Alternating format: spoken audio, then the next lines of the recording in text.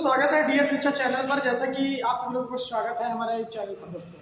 आज की इस वीडियो के माध्यम से देखने वाले हैं दोस्तों कि डिविजिबिलिटी रूल क्या होता है। दोस्तों ये जो डिविजिबिलिटी रूल होता है, अगर हिंदी में बात करूं तो दोस्तों इसको विभाज्यता का नियम कहते हैं। और ये विभाज्यता का नियम आपको पता होना चाहिए, अन्यथा आपको एलसीएम और एचसीएफ निकालने में प्रॉब्लम होगी। कभी कभी क्या होता है, मानक रूप निकालना होता है। मैथ में क्वेश्चन आता है मानक रूप निकालने वाला, तो मानक रूप अगर आपको निकालना तभी आएगा जब आपको डिविजिबिलिटी रूल का नॉलेज आपको होगा दोस्तों। ठीक है, चलिए दोस्तों देखते हैं हम डिविजिबिलिटी रूल ऑफ टू, यानी कि दो का विभाज्यता नियम। दो का विभाज्यता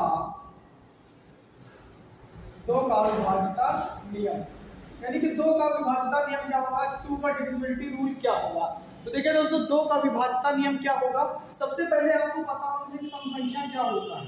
सम संख्या क्या होता है, तो मैं बात करना चाहता हूँ सम संख्या क्या होता है। 2 होता है, 4 होता है, 6 होता है, 8 होता है और 0 होता है।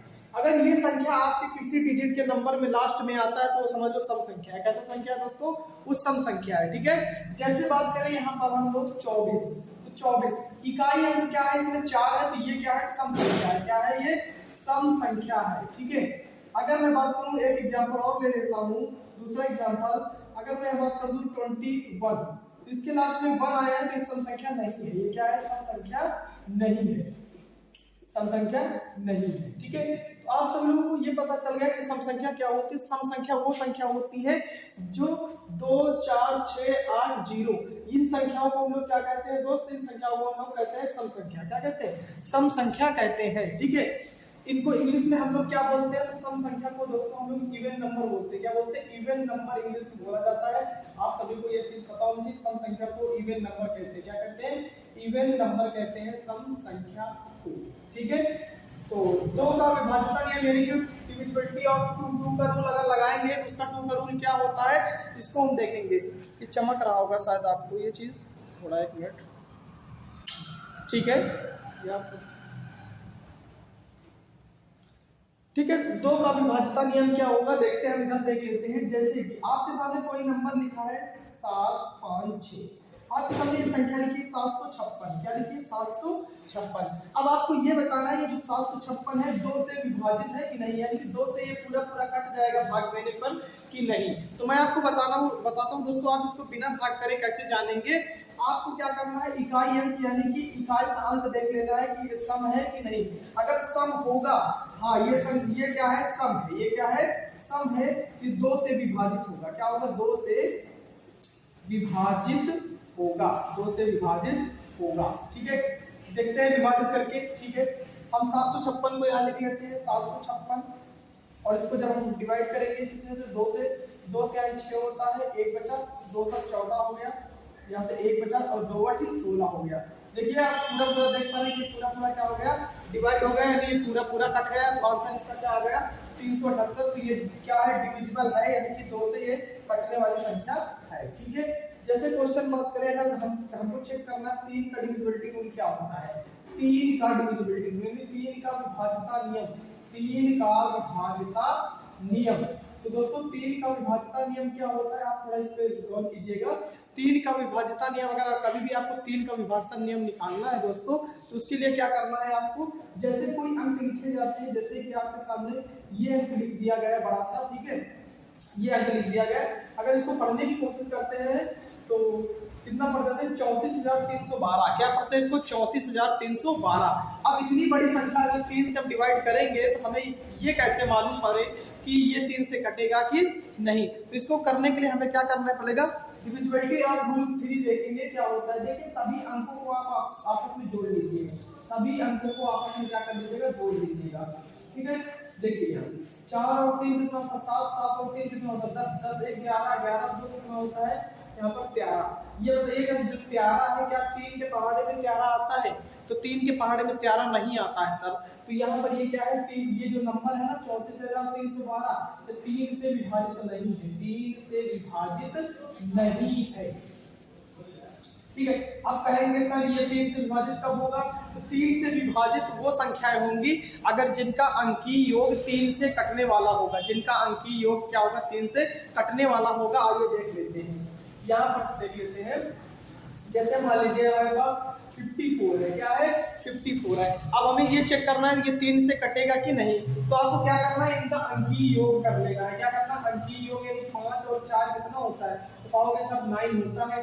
तो 9 क्या होगा, 3 से कटेगा नहीं कटेगा, 3 का 9 कट गया नहीं कट गया, ये होता है। यानी कि ये जो 9 आया है ये अंकीय जोड़ आया है। अगर अंकीय जोड़ आपका 3 से कटने वाला है तो वो पूरी संख्या 3 से कट जाएगी। अगर अंकीय जोड़ का जो जोड़ आता है अगर वो 3 से विभाजित नहीं है तो पूरी संख्या विभाजित नहीं होगी। इसलिए आप इस चीज को समझ गए होंगे, ठीक है। चलिए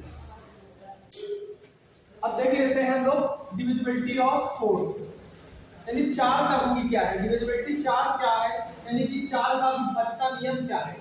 हम 4 का विभाज्यता नियम देख लेते हैं कि 4 का विभाज्यता नियम क्या होता है। तो 4 का विभाज्यता नियम देखने के लिए दोस्त इसको देखिएगा कि 4 का विभाज्यता नियम, 4 का विभाज्यता नियम, तो 4 का विभाज्यता नियम क्या होता है, डिविजिबिलिटी रूल ऑफ 4 क्या होता है। जैसे कि मान लीजिए हमारे पास संख्या लिखा है, ठीक है, पहला संख्या लिखा है 5400, दूसरा संख्या लिखा है हमारा, ठीक है, 5428, ठीक है, दो संख्या लिखी है और दोनों देखिए ये आपको शायद दिख नहीं रहा होगा,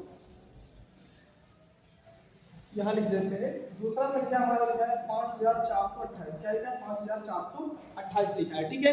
अब ये दोनों को बताना है कि ये डिविजिबिलिटी है 4 से कि नहीं, 4 से कटेंगे कि नहीं। तो मैं बताना चाहता हूँ दोस्त आपको कि 4 से वही नंबर कटेगा जिनका लास्ट का 2 डिजिट, जिनका लास्ट का 2 डिजिट अगर आपका 0 है, क्या है 0 है, तो ये समझ लीजिए 4 से कटेगा। ये क्या होगा, 4 से कटेगा, ठीक है। काट के देखेंगे, देखिए 4 का नाम 4, यहाँ पर 1 बचा और 4 के 12, कितना मतलब 2, ठीक है। 0 करेंगे 4, 4 पंचे कितना होता है 20, 4 पंचे 20, ठीक है। ये जो 0 आता है उसको यहाँ लिखेंगे 4 शून्य शून्य, यहाँ पर शून्य, ये आ गया हमारा, कट गया, ठीक है। ये क्या है 4 से डिवाइड होगा। 4 से डिवाइड होने का प्रोसेस क्या होता है, अगर हमारा जो डिविजिबिलिटी रूल अगर देख रहे हैं, चेक कर रहे हैं 4 से, अगर लास्ट का डिजिट जो 2 0 है, लास्ट का 2 0 है तो समझ लो 4 से कटेगा, अन्यथा नहीं कटेगा। दूसरा कंडीशन क्या होता है, अगर हमारा लास्ट का 2 डिजिट 4 के पहाड़े में आता है, अगर हमारा लास्ट का 2 डिजिट 4 के पहाड़े में आता है तो वो समझ लो क्या है 4 से कटेगा। यानी 4 7 28, ये देखो 4 7 28, यानी 4 के टेबल में 7 बार पढ़ने पर ये चीज आता है, ठीक है। इसका मतलब ये क्या है, ये कट जाएगा पूरा पूरा 4 से चले देते हैं। 4 का नाम 4, 4 के 12, 2 का 4 पंचे 20, 2 और ये 8, 4 7 28। आप देख पा रहे हैं कि हम बिना भाग करे भी बता सकते हैं कि ये कटेगा कि नहीं कटेगा। कैसे, अगर लास्ट में आपके डबल 0 है तब भी 4 से कटेगा, अगर लास्ट में कोई ऐसी संख्या 2 है जो कि 4 के पहाड़े में आती है तब भी 4 से कटेगा। आई होप आप सभी लोगों को समझ में आ रहा होगा तो वीडियो को लाइक करें, चैनल को सब्सक्राइब करें, वीडियो को ज़्यादा से ज़्यादा शेयर करते रहिए दोस्त। अगला जैसे कि हम डिविजिबिलिटी रूल 5 देखेंगे, यानी कि डिविजिबिलिटी जो हमारा 5 होता है, ये क्या होता है डिविजिबिलिटी रूल जो है 5 का देखेंगे। 5 का रूल क्या होता है डिविजिबिलिटी में, तो देखिए 5 का रूल क्या होता है। 5 को बहुत आसान होता है, कुछ बच्चे क्या होते हैं 5 वाले में थोड़ा कंफ्यूजन क्रिएट होता है उनके लिए। तो मैं बताना चाहता हूँ कि अगर डिविजिबिलिटी रूल 5 होता है, यहाँ क्या होता है, जैसे कि आपके सामने एक नंबर लिखा है 525, क्या नंबर लिखा है 525, तो आपको ये चेक करना है जिसके लास्ट में कोई भी संख्या है, अगर उसके लास्ट में 5 आता है, क्या आता है 5 आता है, क्या आता है 5 आता है, ठीक है 5 आता है, वह संख्या क्या है 5 से कट जाएगा पूरी तरह से।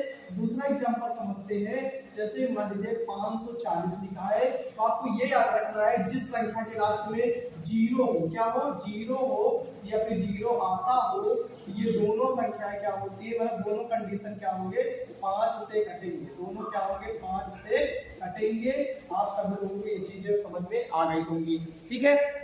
मैं फिर से रिपीट करना चाहता हूं कि अगर कोई संख्या है तुम्हारी जिसमें लास्ट में 5 आता है या फिर 0 आता है तो वो संख्या क्या होगा 5 से कट जाएगा, ठीक है। तो मिलते हैं अगली वीडियो में, तब तक के लिए टेक केयर, बाय बाय, ठीक है। अपना ख्याल रखिए दोस्तों, वीडियो को ज़्यादा से ज़्यादा शेयर करें। जय हिंद, वंदे मातरम दोस्तों।